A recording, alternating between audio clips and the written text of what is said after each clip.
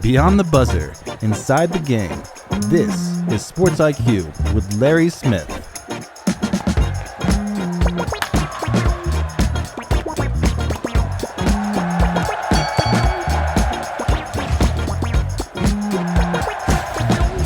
Hey, we have made it to the weekend. Glad you're here with us at Sports IQ. I'm Larry Smith, our producer, Tony Cordaro, our editor, Josh Ewing. Glad you're here with us. As we always say, 3 states, 1 love, baby. Lots of good stuff coming here. We have got a packed show. In a couple of minutes, Colin Gay is going to talk to us about the resurgent Alabama Crimson Tide. I guess resurgent from that one loss, but they've been surging all season long. And right now, they're in the catbird seat for the moment right there in the SEC and even in the college football playoff. We'll talk with Colin in a minute. Good to have him back on the show. Darien Carter, we get some comments again, get his vision on what's going on in the Clemson program, as it's obviously a big topic of a team that is not heading anywhere in the postseason, maybe to a bowl game. And then our friend Danny Sheridan joining us here later on in the show to give his insights. Veteran college football analyst. You know him again from CNN Sports, USA Today. Good friend of Tony, friend of mine as well, and we love having him on the show. Always has some great insights. Danny holds nothing back, so we've got that for you, and a tremendous moment of awe. Stick around to the end of the show. This chef's kiss is so good. Okay, quick headlines for you. How about the ex-NFL wide receiver Antonio Brown, arrested in Dubai and extradited to the U.S.? Brown is accused of attempted murder in connection to a shooting incident at a boxing match in Miami. The arrest warrant says that he grabbed the gun of a security personnel at that arena and fired 2 shots at a man with whom he had been fighting. Okay. NFL, Broncos opening week 10 with a bizarre 10-7 win over Las Vegas. No offense in this. Bo Nix to Tony Franklin pass. That was the only touchdown of the game. The Denver defense sacked Geno Smith 6 times to get this win. Denver now 8-2, the first team in the NFL to get to 8 wins. They've won 7 straight. Sean Payton, the head coach there, we saw him work magic in New Orleans and lift that franchise up to its greatest era ever. And it seems like he's doing it now out in Denver as well. A couple of college football notes for you. Wisconsin, shocking announcement on Thursday. Luke Fickell will return for the 2026 season. Look, it seemed almost guaranteed a couple of weeks ago that this was going to be one of the many openings coming up here this offseason. Wisconsin just 2-6. They're 0-5 in the Big Ten. Fickell, who the former Ohio State assistant, the star at Cincinnati, led the Bearcats to a college football playoff back when it was only 4 teams in. And so he was the hot name going to Madison a couple of years ago, but in 3 years, he's just 15-19. Here's the thing.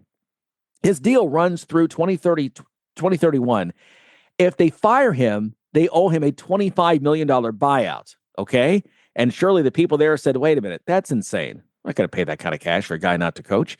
It's been a tough season for the Badgers. They suffered their first shutout since 1980. Before Reagan took office. 37-0 to Iowa in that one. And it didn't get any easier. They're hosting 23rd ranked Washington this weekend, then at number 2 Indiana, Illinois, Minnesota still to come. So they may not win a game this season. It's kind of scary. Speaking of some Big Ten news, former Northwestern coach Pat Fitzgerald making his first public comments since he was fired from the team back in the summer of 2023, and telling the reporter, telling on the podcast, on the interview, that he feels fully vindicated. The fact that he was cleared of any wrongdoing with the hazing issue that came up, and the reason why he was fired. He sued the school for $130 million. They settled out of court. And so, again, no details of that settlement, but he says he is ready to be on the sidelines in 2026. Listen, he made Northwestern relevant during his time. I think 17 years he's with that school, I believe. And so he's a name throw into the mix. He'll be getting some phone calls, and with what he has done as a coach and the way he ran the program, now that he's been vindicated of that issue, you expect him on the sidelines somewhere in 2026. Another college football weekend, getting ready for that. We can't wait. Boy, it's a great time of year, isn't it? A team that remember way back when, in week 1, when Alabama, ranked 8th in the country, went down to Tallahassee, lost to Florida State, and oh my goodness, here come the Boo Birds, and DeBoer's terrible. Let's get a new coach, and Call Saban, will he come back, and you name it. Folks, they haven't lost since, and they are right there where we thought they would be. all along, or we suspected. And Alabama feels like everything is right with the world because they're right there, number 4 in the first ever college football playoff rankings that came out earlier this week. Joining us once again on the show, good to have him, is Colin Gay, Alabama beat writer for the Tuscaloosa News down there. Colin, you remember way back then, right? Ancient history, way back when Alabama was 0-1, and oh my God, this is just the sky is falling. The sky is falling. I remember walking out of Tallahassee and thinking, oh man, this feels exactly the same as the Reliant West Bowl just months before in Tampa. This team is the exact same. Nothing has changed. And then since then, all Alabama has proved to do is prove me wrong. So it's been a wild ride, and they've been more aggressive. They've been playing with a chip on their shoulder ever since. Yeah. And not just, what's amazing to me is that not just in, the week or two afterwards, but this is a team that and this is an outsider, so you can please tell me if I'm wrong, and I have no problem with that. My ego is fine. This feels like a Saban team in terms of that. It wasn't just, like you said, coming out the next week or two. This is every single week they come out, and that's a great way to put it. Chip on their shoulder. We're the better team. It reminds me of like the USC dynasty of a couple of decades ago, where they, I remember the game they finally lost at the Rose Bowl as they went for the three-peats, and Texas knocked them off, upset them. They walked onto the Rose Bowl floor like it was a coronation pregame. I mean, it was like they just assumed they were going to win. I feel that kind of swagger from the Tide when I watch their games. Well, I look back to the post-game press conference with Ty Simpson after Florida State. And one of the things that he kept saying, you kind of got a glimpse into what Ty Simpson would be as a leader, which is taking accountability and saying, this is not who we are. And, talking about these it wasn't about Florida State. It wasn't about what went wrong at Florida State. It was what kind of the sweeping, I guess, broad picture of, this is what's going to be fixed. It wasn't about Florida State. It was never about Florida State. And I think you're kind of starting to see that, where whether it's Ty Simpson and his accuracy and leadership and his Heisman campaign, whatever it is, whether it's a defense that's kind of starting to pick up a little bit of swagger, a little bit of momentum, right? Or it's a team in general led by Kalen DeBoer. I don't know if it's the black hoodie of death or whatever, but they're playing like with a level of swagger of, and this is a bad word for it, so forgive me, but almost entitlement, right? Like of saying, hey, this is, we're Alabama, we're still Alabama. It was a level of entitlement that, Alabama didn't play with last year, because everybody was talking about, okay, what would Kalen DeBoer be like? What would this Kalen DeBoer era be like compared to Nick Saban? That's not really a conversation, a widespread conversation around here anymore. It's, this is what Alabama is. And I think Kalen DeBoer week to week is showing that confidence, showing that swagger, and showing that, entitlement that Alabama is Alabama, and Alabama is here to stay. Getting some great insights today from Colin Gay, who's the Alabama beat writer for the Tuscaloosa News. We've talked about this. So 7 straight wins, 7-1 right now, so undefeated in the SEC. And again, a team that right now controls their own destiny. They're going to be favored every game all the way through. We've talked before, not only are they doing this, but let's remind you again, it's been a couple of weeks since we've said it. Alabama's SEC schedule is so crazy that every SEC opponent either is or has been ranked this season. I mean, that's how nuts this is. LSU comes in, their next game coming up here this weekend, and boy, could you get the Tigers at a better time if you're Alabama? I mean, Brian Kelly is out. Somebody say it's a good thing as they go into this game. But usually what's one of the better rivalries in the SEC, little bit of intrigue now with all the chaos there in Baton Rouge. Well, I think if you were to ask Alabama, this is not a good time to get LSU because they don't know what LSU looks like. Interim coach, new play caller. They're kind of sitting on their, like they know the talent. They know, what they could do. They know what Garrett Nussmeier could be. They know what the defense could look like. They're expecting man coverage, but none of that is certain heading into this week because they've had an interim coach, a new play caller, 2 weeks to prepare for this game with kind of a new regime to kind of set the tone. And it's an LSU team that's, eager to, play for it's new coach, right? Like it's eager to make a statement and be like, this is the LSU we've always been. So yeah, I'd argue that Alabama is kind of like, oh no, right? Like this is not the time, because they always viewed LSU as this, top ranked team that it was preseason. And I mean, you go back to the schedule, and this is kind of a cliche talking point that's been repeated all season from Alabama, whether it's Kalen DeBoer, whether it's Ty Simpson, or whether it's other people. It's like, there's no days off in the SEC. And no matter what the ranking is, no matter, where Alabama fell in the first college football playoffs, this is another title fight. This is another game against what players call a national championship opponent, right? Like this is their mindset going in. It's not, the record. It's not about what an opponent's done before. It's what, they could do against Alabama, because they want to do it against the best in the country. And that's kind of the mindset for Alabama going into this one.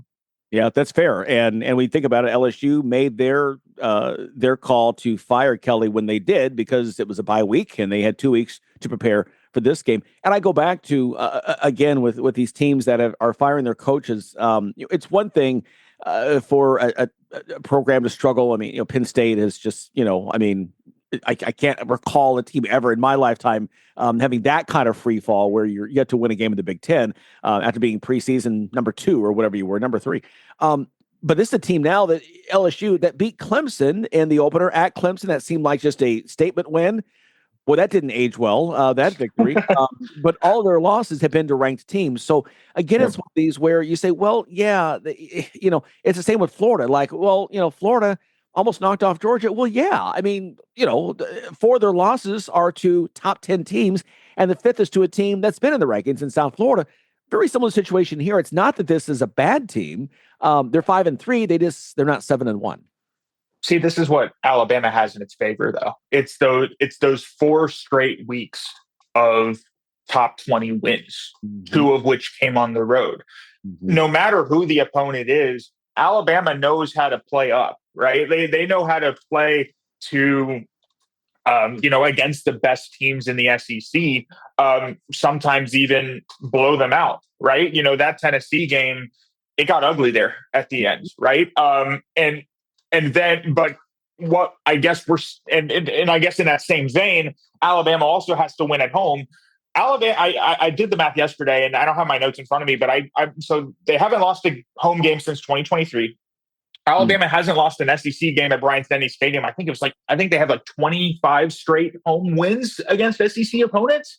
Wow. So that combined, but then again, you can't help but look at what happened at South Carolina, where, you take a team, kind of like LSU, where it's like, it's scuffling, but it has talent. Like, I mean, there's not many players in the SEC that I would take over Lenore Sellers, Dylan Stewart, and Nick Harbor. And then you get, and South Carolina plays up to its opponent and nearly, downs the number 4 team in the country. So I think, and then you saw that last year, same thing with South Carolina, right? Like it was a 2-point game, and it was, down to the last, Damani Jackson interception, right? Like there are times where Alabama looks human against teams that it shouldn't look human against. And I think that's what, depending on the mindset heading into this one, I think that's what Alabama fans should be worried about is, okay, this is not the same LSU team. This is not the same level of rivalry because of an interim coach, because of their record, because of their, not so good offensive line, whatever the reason may be. No, this is a game that Alabama, if you're going to ask Alabama, at least publicly, they're going to say, no, this is the same, this is the same level of game as it was in, say, maybe not the same level of players as 2019, but like this is what that feels like. Yeah, that's fair. Kalen DeBoer, we've talked about only year 2. Boy, it feels like so much longer. And I know this season is not done. A lot can happen. Alabama, you expect championships, nothing less. And so just making the playoff isn't enough. But it feels from the outside, and again, fans are fickle from week to week. Kalen DeBoer at least has silenced the critics, and maybe is it fair to say that he's now had time to instill his own culture and his own footprint on this, to where if he can get to the playoffs and make a deep run, some of those critics will stay silent for the moment and give him time to again grow and develop in this program? I think that's what's interesting is, Kalen DeBoer said publicly that he kind of molded himself after the Florida State game into what he felt his team needed to be. And what did Alabama need this year? It needed an in-your-face guy. It needed someone who's bold, who's more aggressive outwardly, not only aggressive as a play caller, because he's always been that, but like aggressive, one who's like, clapping his hands as he's walking out onto the field, who's yelling at players, hyping them up, who's hitting the padding below the field goal uprights, right? Like that's not who Kalen DeBoer has been. That's not, the reputation that he's garnered, but he saw a group that needed a spark, and that's what he's provided them. So I think when you look at the culture, it's kind of hard to say where, Kalen DeBoer has molded himself into what Alabama needs. Is that what Kalen DeBoer's gonna be, say, 2, 3, 5 years from now? Maybe not. I think it just depends on what Alabama needs based on the roster that it's given. But you've kind of seen a new side of Kalen DeBoer, one that is fiery, one that is eager to silence critics, and one who's not afraid to put criticisms out in the facility to show players that, they're talking bad about us. What are you going to do about it? Like that's the Kalen DeBoer that Alabama is seeing this year. And one probably, when I took this job and heading in, like I did not expect to see that side of Kalen DeBoer, but that's the side of Kalen DeBoer we're getting. Interesting. But I think, again, that shows maturity in a coach willing to adapt to what his team is and not force them, in this case, to his will. But like you said, that may happen in the future once we get down the road a little bit. 4 straight games right now, beginning with LSU next week, home against Oklahoma, home against EIU, my alma mater. Thank you ahead of time for the butt whipping and the check. We appreciate that. And then you've got the Iron Bowl over at Auburn. Is Alabama, what concerns you? What's the one thing that you feel they need to work on to be successful in this stretch, get to Atlanta for the championship, and then be primed to be their very best when it comes to the playoff? What's the one thing they need to adjust or to work on or to enhance to be at their peak here in these next several weeks? Yeah, I'll give you 2, one on offense, one on defense, but then it's going to all be general as well. But first, they need they need some semblance of a run game, right? Ty Simpson has been, nearly God himself over the course of the last few weeks, leading the team through the air. But he said himself this week, if, we're relying solely on my arm to get, and we're consistently back at 3rd and 8 and we need a prayer, like that's not how this works. And that's not going to be consistent enough for Alabama to be successful. So Jam Miller, Daniel Hill, whether it's continued sweeps with Jeremy Bernard, Ryan Williams getting into the mix, or even I asked Ty Simpson today because he has a track record. I mean, does Ty Simpson run the ball against LSU? Maybe not on the same level as Jalen Milroe did, but does Ty Simpson kind of say, okay, let's tuck and run. Let's see what I can do with this.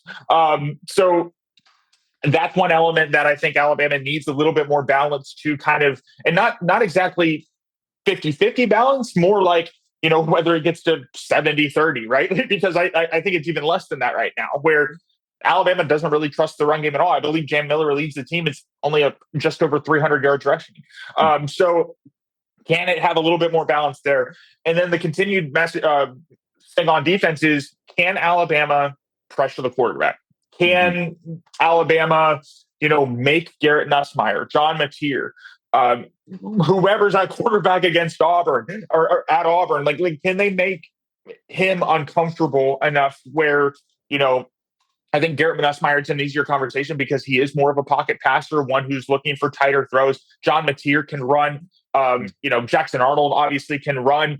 Ashton Daniels kind of, like those are more athletic quarterbacks, and those are the ones probably that scare Alabama more, right? So can Alabama not only rely on its athleticism up front, but also, provide, blitzes and packages where, they're forcing quarterbacks to get the ball out quicker. And honestly, all of that, especially the what I just said on the defense, that's going to help them if they make the SEC championship game, because if Alabama faces Texas A&M, that's honestly a matchup from hell, right? Like that's Marcel Reed is not the quarterback that this Alabama defense wants to see. So it'll all prepare them for that. But keeping on this season, those are the two things that I look to. Yeah, it's funny when the CFP rankings came out. I thought, oh my goodness, we could have if it plays out, and right now, we'll see if it does. We could have 1 versus 2 in the Big Ten title game and 3 versus 4 in the SEC. I mean, how it didn't get any better than that. You almost have a semifinal before you begin the playoffs right there. Which is man, get your popcorn. That's going to be fun. Exactly. So much fun this season. Colin, always great to get your insights. We appreciate your time as always. Love your passion as well. Enjoy this game this weekend. We know it's going to be fantastic, and we'll talk to you soon. All right. Thanks for having me, guys. Thanks. Appreciate it. Okay. Colin Gay joining us once again. He's the Alabama beat writer for the Tuscaloosa News. And the big game here this weekend again, it is Alabama at home, number 4 in the CFP, taking on LSU, 7:30 kickoff Eastern time on ABC. And like he just said, LSU, a lot of chaos there. But like he said, maybe looking to make a statement. They've had 2 weeks to prepare for the Tide. And who knows what they're bringing, what new wrinkles will exist. We'll all be watching Bayou Bengals and the Crimson Tide. Okay, we've got more to come on the Sports IQ, as we call it here, SIQ, coming up next. You're listening to Sports IQ with Larry Smith. Friday, November 7th. Hopefully you're getting ready for a big weekend, and we are too. Producer Tony has our next guest. Well, thanks, Larry. And let's dive a little bit into what has been happening this year at Clemson, a season that started with unbelievably high hopes, rated in the top 5 coming out. Everything was looking good, stumbled out of the gate, but you thought maybe they'd right the ship and just continue on. But it really has been a struggle up there at Clemson. Joining us now is Darien Carter. He is the Clemson beat writer for the Greenville News. And Darien, it has been such a strange season. Yeah. Everybody really, I thought, I analyzed everything like I do every offseason. And I thought, this is a team that had all the pieces. What kind of went wrong in your mind up there in Clemson? You're not wrong. I thought the same way. I thought this was a ACC championship team, a national championship contender. It's just on the field. There's been a lack of complementary on both sides of the ball. The offense will play great, and the defense plays poorly, or the defense plays great and the offense plays poorly.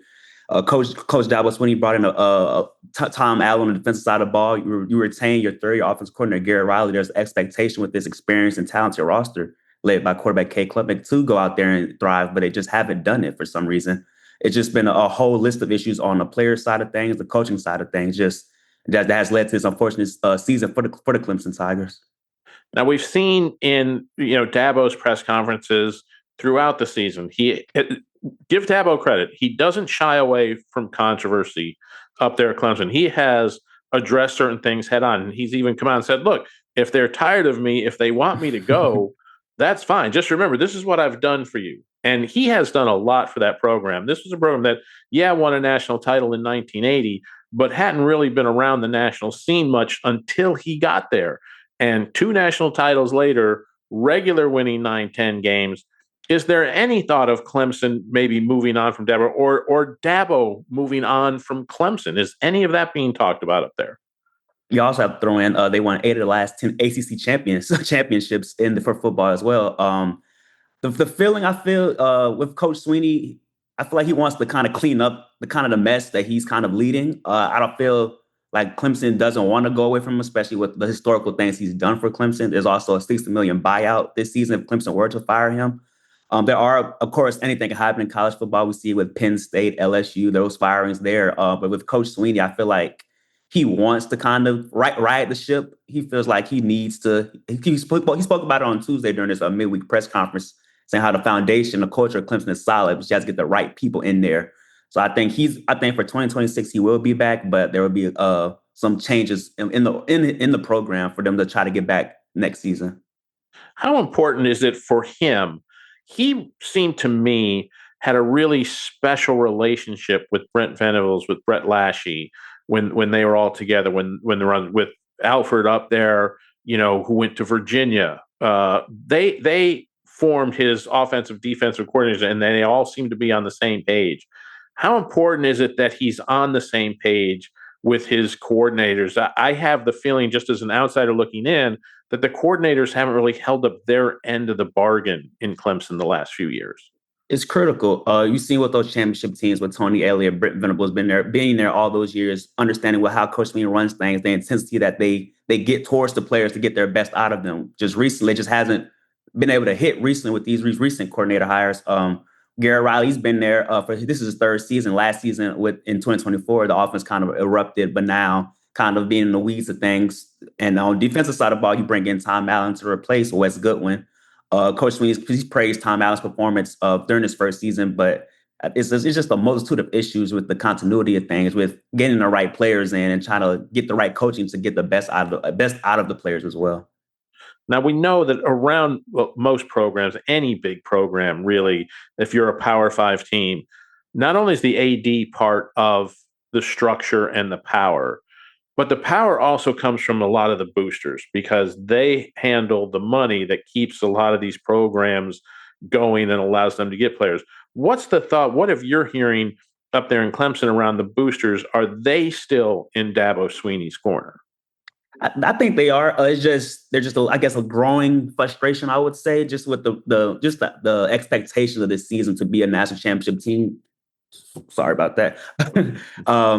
With the expectations of being a championship team, with them returning all this talent, this was supposed to be the year Clemson was to truly vie for a national championship. They made the college football playoff last year, but that team was still growing and maturing, and now this team was supposed to be the year. So with Coach Swinney, he's going to do things his way, right or wrong. And I just think there's just a little growing frustration for them to maybe tweak a little of their philosophy, maybe be more active in the transfer portal, maybe go try to get better players in recruiting, maybe hiring this assistant rather than that assistant. Just some of those things I think is a growing frustration, but I think that there is still confidence in Coach Swinney to kind of turn things around in 2020, next season. And how is he holding up? How is, this recruiting class? We know that we're just a month away from the first signing day for the year. So everybody's trying to solidify things, make sure people are in place.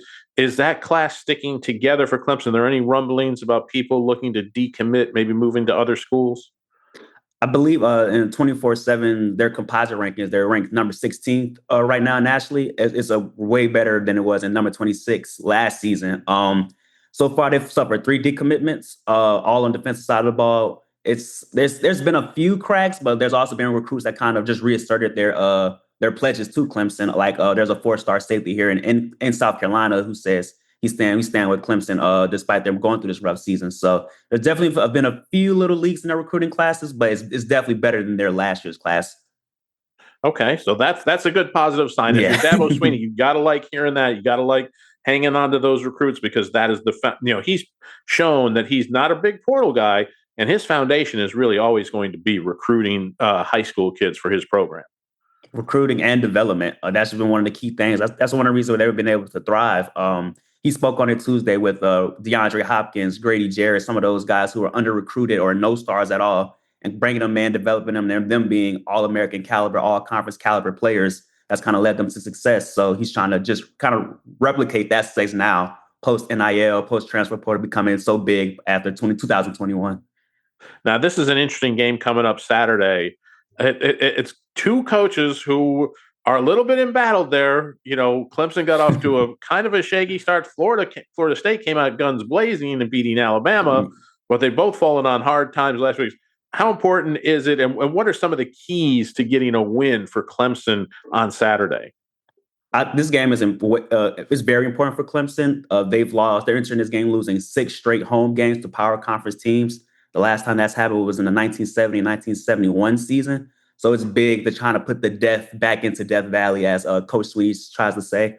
For them to get the win, I think it's going to be on quarterback Cade Klubnik and offense. In his last 3 starts, Clemson's offense is averaging 41.3 points. He's been a big catalyst for that, having 7 passing touchdowns, 1 interception. So I think FSU is number 1 or top 10 in scoring offense. They rank high. So I think there's going to be a potential shootout at Memorial Stadium. And for them to go out with the win, Cade Klubnik must have another great start. Well, Darien Carter, thank you so much for joining us, giving us some insight into Clemson. Darien Carter, he is the Clemson beat reporter for the Greenville News. Appreciate your time and enjoy the game on Saturday. Thank you for having me. We will be right back on the Sports IQ. We're going to be talking up next with Danny Sheridan joining us to give us a little bit more of the coaching insight of what's going on in college football this year. Stay with us. You're locked in to Sports IQ with Larry Smith.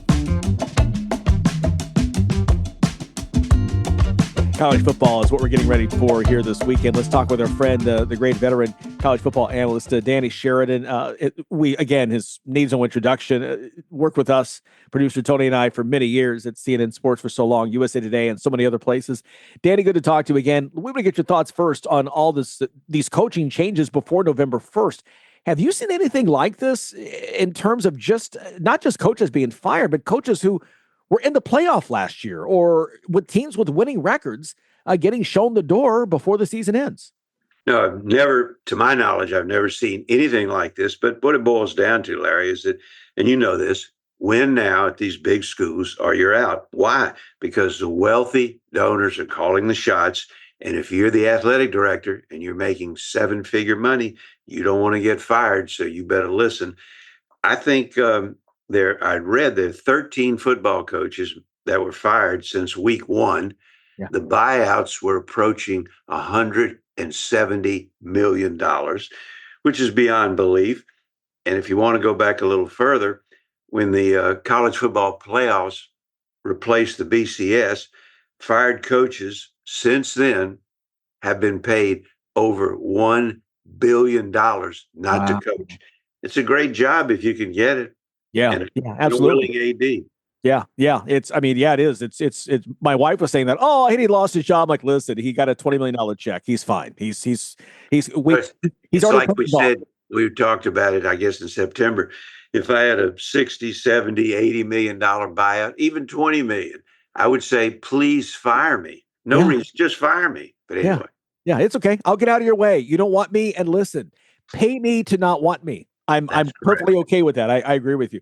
I don't remember the great line that the LSU coach Orgeron had when he was going in there and he was sweating he was going to negotiate the $17 million payout. And the AD told him, listen, if it's okay with you, we're going to pay you the $17 million.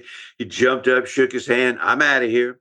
Anyway, it was funny, but it was true. Yeah, nothing to talk about at that point. Do you think, too, the numbers, because the money is getting crazier with NIL, transfer portal, we've got more, not just, there was always money there for certain programs, but there are more schools and more boosters willing to write big checks, which ups the ante across the board. Absolutely. It's an arms race. If you have big donors, well, obviously, if you don't have NIL money, you can forget about it. You can be Newt Rockney, Bear Bryant, Saban, all in the same staff. You have no chance in today's environment, which is, of course, why Saban left. It's a new rules now. It's all about money. And you know that no matter what anybody says, it's not about graduation. It's about money and winning football games. And the more you win, the more money you take in as a school. Yeah. Absolutely. Do you think, too, that we've talked about this and we get your thoughts, the schedule also plays into this in terms of now you only have just the one signing day. It's not in February. It's in early December for your high school recruits to keep that class together. You want to be in place getting ready for the transfer portal as well, have your staff in place. And for some, they maybe just want to get a head start on that and not wait and begin that serious search in December, because by then, in some cases, it's too late. I agree. Plus, I have a real problem with the transfer portal. And you agree, I'm sure. I think you should be allowed to transfer one time, and you have to sit out a year. And if you don't have to sit out a year, one time max transfer. You got kids transferring every year. Yeah. I can't play, so I'm going to call home and leave. Anyway. Yeah. It's a mess. Hey, it's a mess created by the NCAA, those fine people there. Yeah, exactly. That's fantastic. Kick the can down the road. Go, hey, the brain trust, the legislature, they'll solve it. Hell, they can't even solve their own problems now. But anyway. Right. Exactly. No, I'm totally with you. Talking with Danny Sheridan here as we're discussing college football and some of the things going on off the field. I think one of the more intriguing situations, and we discussed this last week with our friend Evie Van Pelt with RebelWalk.com, is the situation of Lane Kiffin, somebody who's going to be a hot name out there, especially with some SEC openings and big money boosters. But he's somebody that, probably very likely will be in the playoff and won't be available until later on in the year. Does that kind of hurt his chances to go elsewhere, or does it matter? I don't think it hurts his chances at all if, say, Florida or Auburn or take your pick wants him. It's the Lane Kiffin sweepstakes. And until today, obviously it was a domino effect. What's Kiffin going to do? Everything will fall into place. But today, Pat Fitzgerald, who I think is an excellent coach, I thought no one could win at Northwestern. And I think you would agree with me. That was many years ago. He settled, already settled today, totally exonerated. And he, to me, would be as hot or hotter than Lane Kiffin, not in the South, but say at Penn State or, wherever. But let's put him in there too. Now, there are many coaches out there, such as John Summerall of Tulane. He'd be the strong favorite to go to Auburn. But your thoughts, Larry? Fitzgerald is just as stronger than Kiffin with other schools outside the SEC, and he's a damn good coach. He is, 17 years at Northwestern. Like he said, he put that program on the map and had them with 9-10 win seasons and struggled the last couple of years there. But like you said, to win at Northwestern, to me, is harder than winning basketball at Duke because you've got to get more players and bring them in and what they're doing there. There's no question. And I think his timing of coming out, making his first public statement since he was fired in the summer of 2023, his timing, I think, is not accidental in terms of all these openings out there. To your point, there's got to be a major program out there looking for somebody like this that, now that he's exonerated, you can say ran a clean program, won with the difficulty of balancing academics the way he had to do there at Northwestern. Let's get to some. Also, let me interrupt you too. Also, he pointed out today on an interview with ESPN, Fitzgerald, that something like 15 starters. Northwestern has a good team. We all know that, which is shocking. And he pointed out that about 15 of those starters are his guys that he recruited. Wow. So it's this guy, hey, it's impossible. I always said it was impossible to win half your games at Northwestern. Well, he proved me wrong, and everybody else, I guess. Yeah. No question at all. Talking with Danny Sheridan here. I want to talk about some things here on the field in your neck of the woods there in Alabama. We were discussing yesterday with our friend Colin Gay of the Tuscaloosa News that, back in week one, it was, oh my God, the sky is falling because Alabama got upset at Florida State. Look, the Tide look as good as anybody right now. 7 straight wins and controlling their own destiny to get to Atlanta next month for the SEC championship. Yeah, but what's kind of comical about that, he's done a great job. As you pointed out, 7 straight wins, 4 against top 10 teams in a row, which no one's ever done. But I would think if he would, I wouldn't think, I know if he were to lose a game to, let's say, to LSU this week or Oklahoma, firing that, not me, but the fans. That's it. Get rid of him. We never should have hired him. It's what have you done for me lately? And Alabama is obviously a worse situation, or the fans, I think, expect more. But that's true, Larry. You know that if he were to lose to LSU or Oklahoma next week, and I'm not even going to think about Auburn at the end of the year, But yes, he's done a great job, and they have a great team. But he's not the only one. It's just that his fans are probably a tad more demanding. The other fans are at one scale of 1 to 10, a 9.5. He's a 10 plus. Yeah, no question. I mean, we've joked about that since the beginning. That how do you replace Nick Saban? And we kind of said he could be, if he goes back to back 9-3, could be fired. I mean, and at Alabama, you're right. He goes back to 9-3. The athletic director is going to be and he's a very good athletic director. He's going to be on shaky grounds if he doesn't fire him. But you had mentioned earlier, and I didn't mean to interrupt you, about coaches out there. Obviously, Brent Key of Georgia Tech's done a wonderful job. Golish at South Florida. So there's a ton of names out there. And let's not forget James Franklin. Hell, he did something that I thought was almost impossible, as winning at Northwestern. He put Vanderbilt on the map. So you've got a lot of great coaches out there. Arkansas, Dillingham. So there's a lot to choose from. And before I forget, I want to mention, I thought this was comical. Matt Rule, good coach in Nebraska. Rhett Lashee, good, I can never pronounce his name right, Lashley at SMU. Uh-huh. They were just given 2-year contract, 2-year extensions. And I thought, well, that's not a big deal. That's smart to do. Then I realized, wait a minute. They were under contract to 2030, and the ADs gave them 2 more years to 2032. That shows you how everybody's petrified. And, of course, Kurt Cignetti at Indiana got a contract extension, which made sense. But giving somebody 2 years when they've already got 5 years committed shows me there's some scared athletic directors out there. Yeah, absolutely. Trying to keep what they feel is a good thing. And then Matt Rule goes out and loses to a ranked team, which his record against ranked teams is not good. Wherever he's been both at Baylor, his last 2 stops, and now at Nebraska. You mentioned Kurt Cignetti and what we've seen there in Indiana. Not only not a football powerhouse, they're perennially a football doormats. I mean, never had a double-digit win season until last year. And now he's done all this here just in 2 years, this instant success.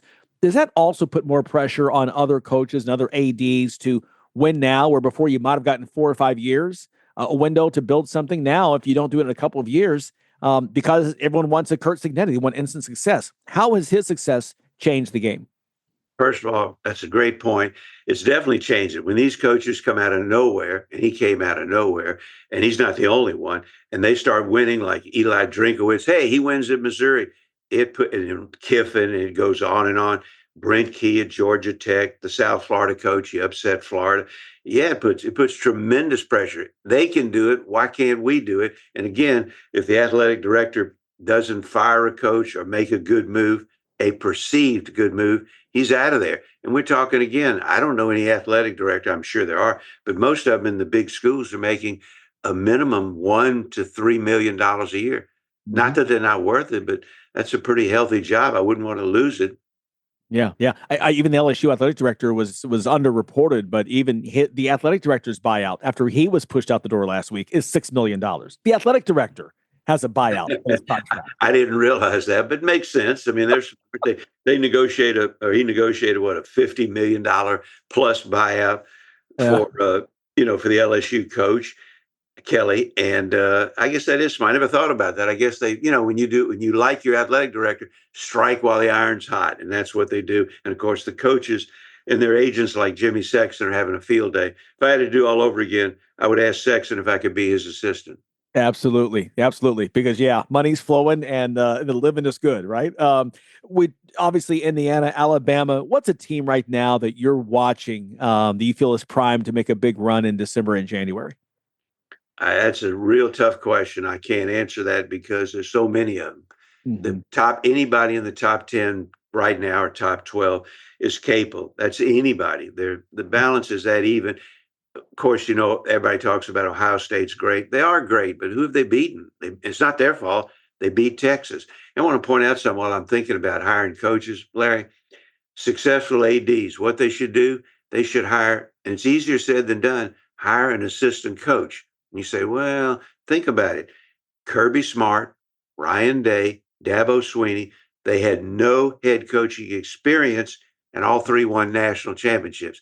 If I were an AD, that's what I'd be looking for. Now, granted, you'd catch a lot of heat today because it's the power. I mean, you've got to win you got to win in year 1 today.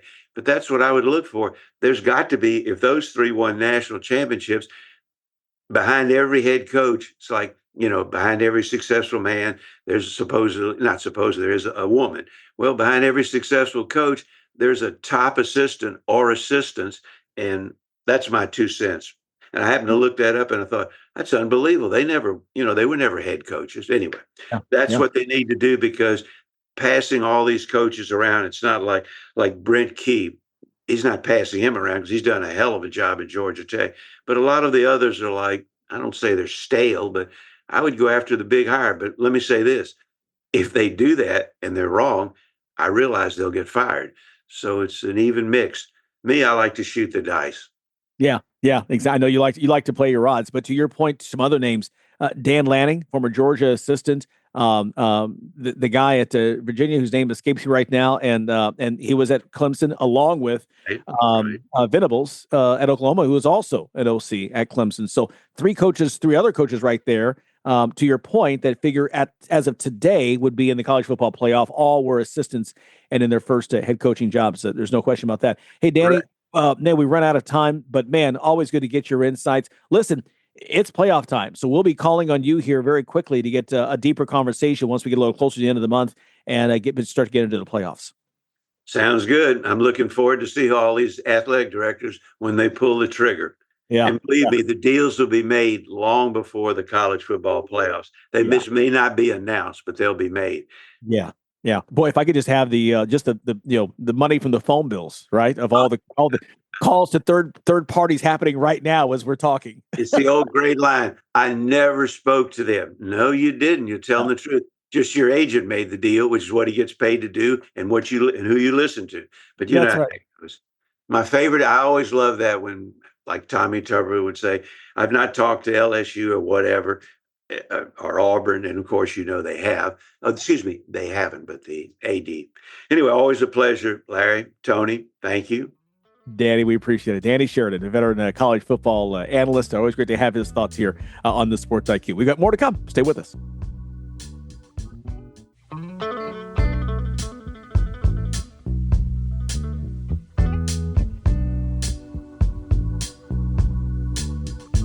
A little more college football now with producer Tony. And Tony, we were talking in the break a couple of minutes ago that this game, BYU Texas Tech, noon Eastern time, ABC. It's in Lubbock. The Cougars come in number 7. Texas Tech, number 8. Just the one loss was the game that their quarterback was out with injury, and they had that fluke crazy ending at Arizona State. But here's a chance for BYU, undefeated, to really make a statement. Their games usually are late at night. That's a game I usually find like at 10 o'clock, 11 o'clock at night. They're playing on high noon with the whole country watching.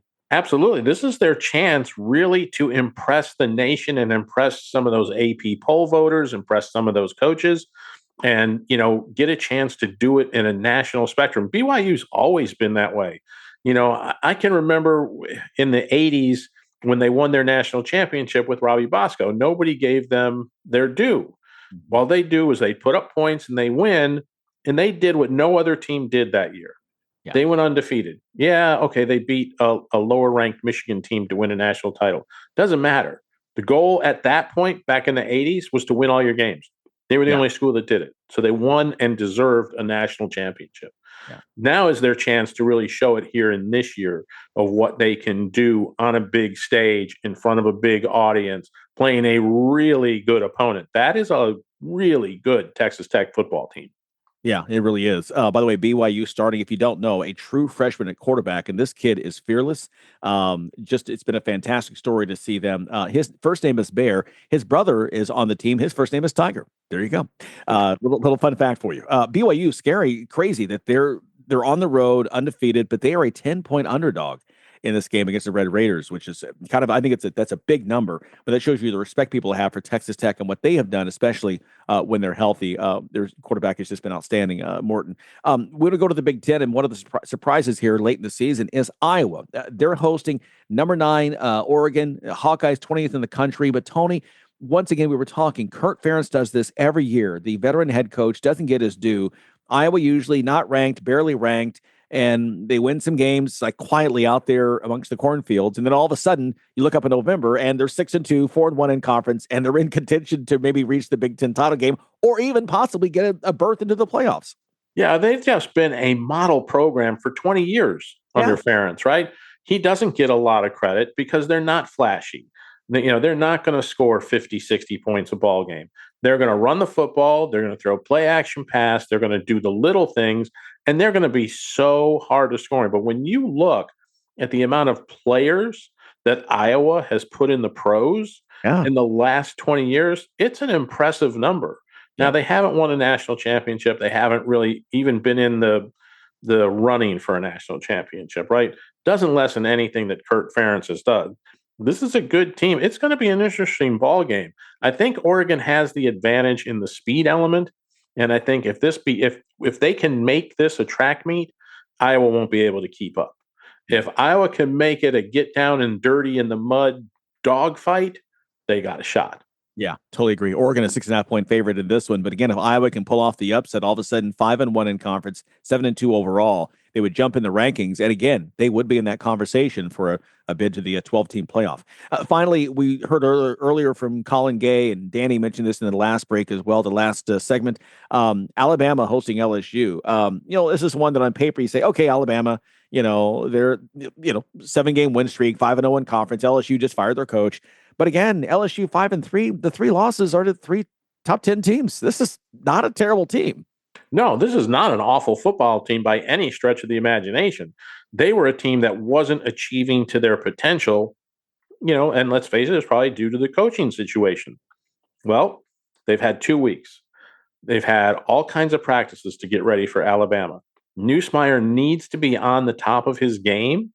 And if he is, and if they can do enough, and if the defense shows up as they had been until their last couple of outings where they got routed, but if the defense shows up, if the Weeks kid can play like he's been playing all year, if they can generate that pass rush and make Ty Simpson uncomfortable, this is kind of one of those trap games to me for Alabama. Yeah. You know, you Auburn's a couple weeks down the road. That's always a huge game. They've just come off this big stretch of playing all these ranked teams. Now you got LSU that's not ranked, just fired the coach. You're thinking they're down. If Alabama doesn't come ready to play, it could be a shock in Tuscaloosa. Now, I still think Alabama will win because I don't think Kalen DeBoer is going to let that happen. Yeah. But yeah, exactly. It's not going to be. We're not expecting the blowout that you may think, and the odds makers aren't either. Not that I'm getting into odds, although I've done that a lot here in this segment. Alabama going in 6.5 point, make that a 9.5 point favorite. By the way, Ty Simpson, almost 2,200 yards passing, 20 touchdowns, only 1 interception. What a fantastic season for that young man for the Crimson Tide. Okay, our moment of all, and it's a good one. It's up next. Okay, time now for the moment of all that you've been waiting for. BYU, Texas Tech this weekend down in Lubbock. Big game in the Big 12. But there's a great side story to this. Ivan Ortiz is the Texas Tech barber, works on commission. So the family, financially, not well off. But his wife, Maddie, was involved in a car accident, hit by a drunk driver, and suffered some spinal injuries. And so BYU, the opposing team, set up a GoFundMe to help with their finances. The goal was $25,000, but KSL out in Salt Lake City is reporting they have now exceeded $150,000, including a $25,000 gift from the CEO of Crumble Cookies. Love this story. Love me some humans. How about that? Getting into the weekend. BYU, Texas Tech. And by the way, go find it. I don't know where it is. I'm going to go find it and throw in my $5. Every little bit helps. But fantastic. And prayers to the Ortizes. Prayers to everyone helping out with this. Thanks to our guests. Gotta run. Colin Gay, Danny Sheridan, and Darien Carter. Love you guys as well. Make it a great weekend. Let's do it on Monday. We'll see you then. It's Sports IQ. Thanks for listening to Sports IQ with Larry Smith, Monday through Friday. Continue the conversation at Sports IQ LS. We'll see you next time.